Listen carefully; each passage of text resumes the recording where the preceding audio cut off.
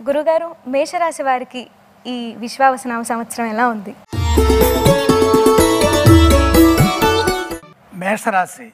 మేషరాశి వారికి దేవగురువైన బృహస్పతి సంచారం ద్వితీయ, తృతీయ, చతుర్థ స్థానాల్లో కొనసాగుతోంది. ఇందులో రెండవ రాశి విశేషమైన శుభాన్ని ఇస్తుంది.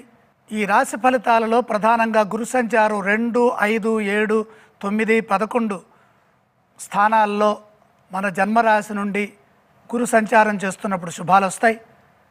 శని భగవానుడు 3, 6, 11 స్థానాల్లో ఉన్నప్పుడు శుభాలు జరుగుతాయి. రాహుకేతువులు ఉపచయ స్థానాలైనటువంటి 3, 6, 10, 11 స్థానాల్లో మన జన్మరాశి నుండి సంచారం చేస్తున్నప్పుడు మేలు కలుగుతుంది. ఈ క్రమంలో మేషరాశి వారికి 2, 3, 4 స్థానాల్లో రెండవ స్థానం శుభాన్ని ఇస్తోంది గురు సంచారం.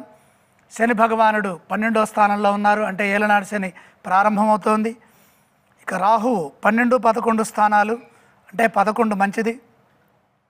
కేతువు 6, 5 స్థానాలు, రాహువు 11లో యోగిస్తే కేతువు 6లో యోగిస్తున్నారు. మొత్తం మీద 75% శుభ ఫలితాలు ఉన్నాయి.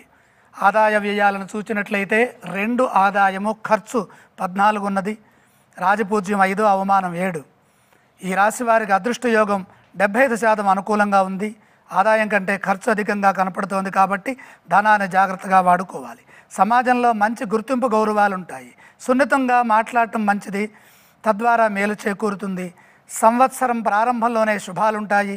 అదృష్ట యోగం కొనసాగుతోంది. అనుకున్నది సాధిస్తారు. విజయ అవకాశాలు పెరుగుతాయి. పట్టుదలతో కృషిని కొనసాగించండి. అభీష్ట సిద్ధి కలుగుతుంది. బంగారు భవిష్యత్తుకు బాటలు వేస్తారు. వృత్తి, ఉద్యోగ, వ్యాపారాల్లో ఆశించిన ఫలితాలు సిద్ధిస్తాయి. గురువు ద్వితీయ స్థానంలో ఉన్నప్పుడు ధన సంపాదన బాగుంటుంది. కుటుంబ పరంగా అభివృద్ధి ఉంటుంది. సమాజంలో గౌరవం పెరుగుతుంది. కానీ ఉత్తరార్ధంలో గురుబలం ఉన్నప్పుడు జాగ్రత్తగా ఉండాలి. వృత్తి, ఉద్యోగ, వ్యాపారాల్లో ఎదురయ్యే సమస్యలను బుద్ధిబలంతో అధిగమించాలి. మేషరాశి వారికి ఏలనాడు శని ఇప్పుడే మొదలైంది కాబట్టి చేస్తున్న పనుల్లో ఆటంకాలు ఎదురుకాకుండా జాగ్రత్తగా పనిచేయాలి. అపార్థాలకు అవకాశం కల్పించవద్దు.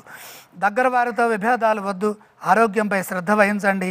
ఏకాదశస్థ రాహుబలం సంపూర్ణ సౌభాగ్య సిద్ధిని ప్రసాదిస్తోంది. సంపదలని పెంచుతుంది.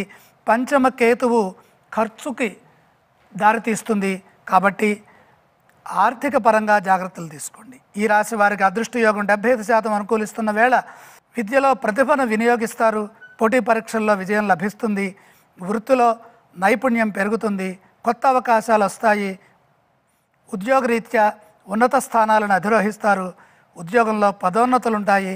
పనిలో గుర్తింపు లభిస్తుంది. మేషరాశి వారి యొక్క వ్యాపారాన్ని చూసినట్లయితే లాభదాయకంగా ఉంది. ఒప్పందాలు ఏర్పడతాయి. పెట్టుబడులు విశేషమైన శుభాన్ని ఇస్తాయి. ఇక 5వ అంశం ధనం. ధన విషయంలో మంచి ఆదాయం ఉన్న ఖర్చులు అదుపులో ఉండవు కాబట్టి మొహమాటం లేకుండా జాగ్రత్తగా సంపదని పొదుపుగా వినియోగించండి. అదృష్టాన్ని చూచినట్లయితే గురు రాహుల వల్ల అదృష్ట యోగం ఉన్నది. ఇక చివరిది 7వ అంశం కార్యసిద్ధి. అడ్డంకులు తొలగి విజయాన్ని అందుకుంటారు. మొత్తం మీద మేషరాశి వారికి శుభగ్రహ యోగం ఉన్నది. ఇష్టదైవ స్మరణతో విజయాలు సొంతమవుతాయి.